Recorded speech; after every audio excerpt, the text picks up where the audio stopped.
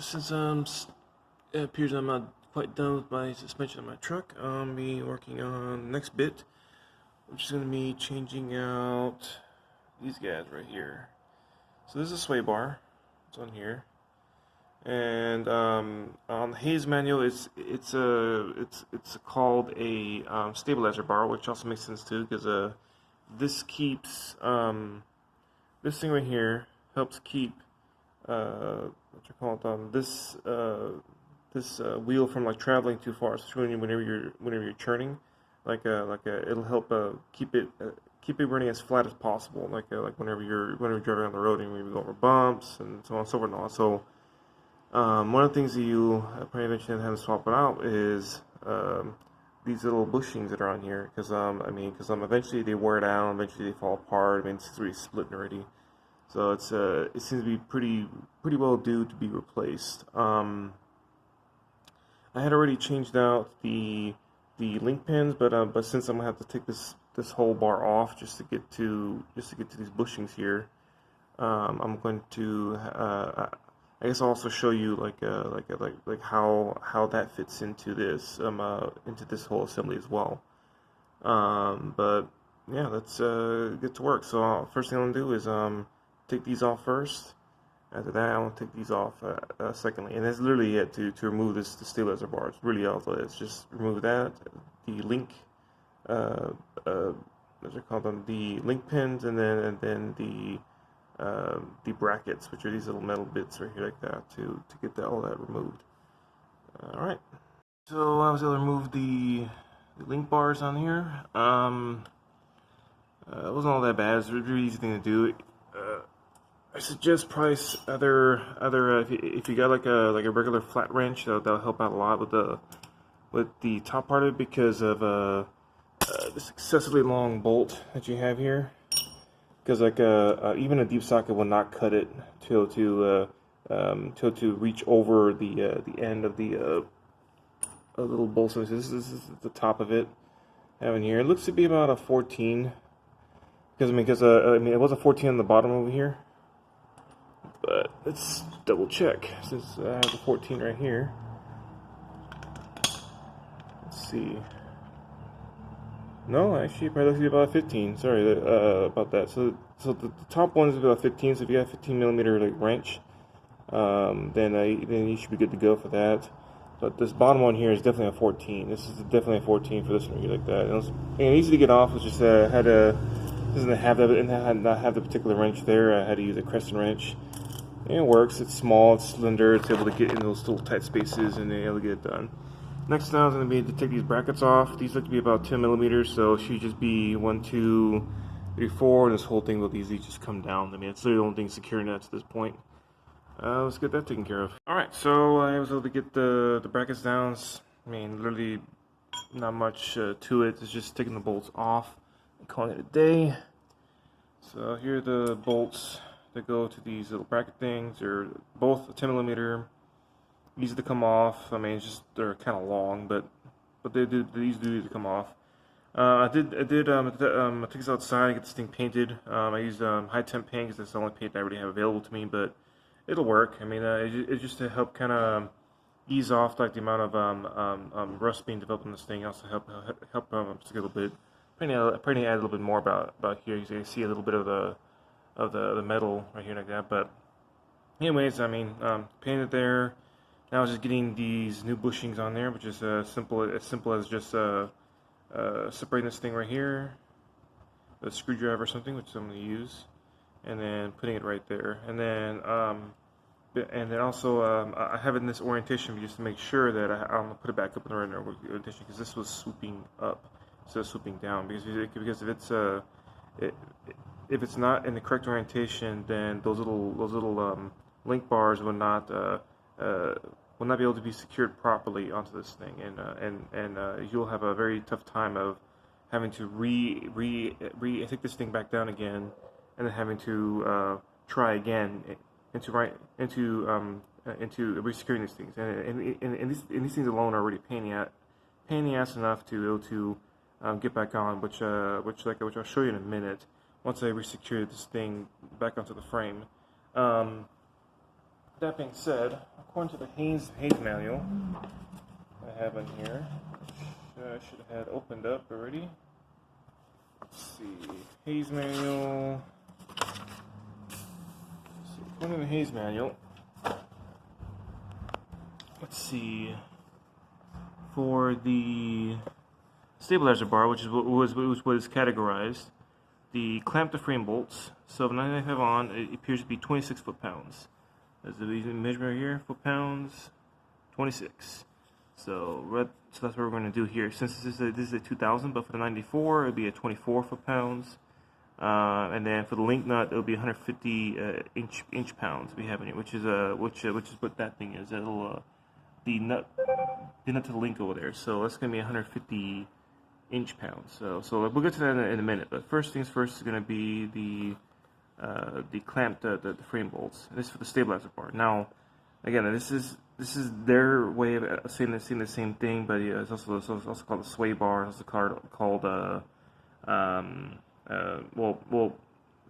the two different things I've seen it being described as is sway bar and stabilizer bar. Those are basically those are two descriptions that I've heard it as, and they basically mean the same thing. It's going to be making sure this truck doesn't flip around any more than it has to.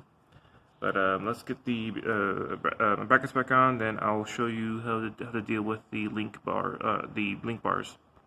What to add in there is I got this back on here, but I reminded myself that it is definitely a good idea to add some grease to the in between the bar and the actual bushing itself.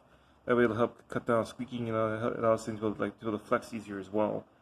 I was recommended using dielectric grease, but any kind of silicone-based grease will also work as well. That way the grease doesn't eat away at the rubber, since this is all made out of rubber as well. So just wanted to add that in there before I forgot. Good. So I'll be able to get these secure. This thing torqued down, which is not a problem. But yeah, the little grease helped a lot with me able to move this thing around a little bit to get it just in place with the bracket. I did use a jack to kind of help out, but I was able to hold it up here since I'm the only one down here. But if you got a friend, like to give a beer to or whatever favor you want to give them all that, then you can have that person also help you out too with being able to hold this in place while you get this bolt secured. Next is going to be the link bar stuff. So I'm gonna walk through basically how it's going to look set up. How it's supposed to look set up, whatever, and then after that, secure them. So, basically, it's gonna go like this. So, this is me the bottom link bar. So, honestly, I've seen a lot of times people just put them to the top, through here like that, through the top of this stabilizer bar, and I have all this threading hanging out the bottom of this thing, and then this thing will jut out a little bit, about this much or so. And the thing is, whenever I first bought this vehicle, it was the other way around, where the bolt head was at the bottom, and all this was kind of tucked in here. And the way how I reasoned it was that whenever you're driving along, you have all these rocks and all this stuff being kicked up around you like that. Not a good idea to have all this threading be at the bottom down here to be nicked up and chewed up and beat up, and it's not a good idea to have all that. So it's a good idea to kind of have it tucked in. Now, this is a lot harder to pull off than the other way. The other way, it's not easy to just drop it straight down, but you end up getting the extra benefit of that. Only this thing will be damaged, quote unquote, even though this is a lot more tougher than these very thin little threads here. But you'll be able to take this off a lot more easier. So, anyways, this will go here. This will go for this control arm down here. So there's a hole that goes underneath here. This little rubber gasket, or this little bushing, will make contact with that thing. Then you'll have another bushing that'll go on top of that. So let me put this in place. So I go on top of that. That'll sit between the control arms. It would sit something like this, the control arm here. And now most of these kits will have like a washer setup. So you have the bolt, you'll have like the washers. So the washers sit in between um, the metal pieces and the bushing. So the washers sit in between here. And this has already been assembled because I already had these swapped out like a few months ago. So I'm just coming back around to finish the bushing piece up and all that since I have time. Anyways, so like this will sit between here. Control arm will sit right here, and then this will go right here. And then you put another washer on top of this. After that, you put this little metal piece on top of that.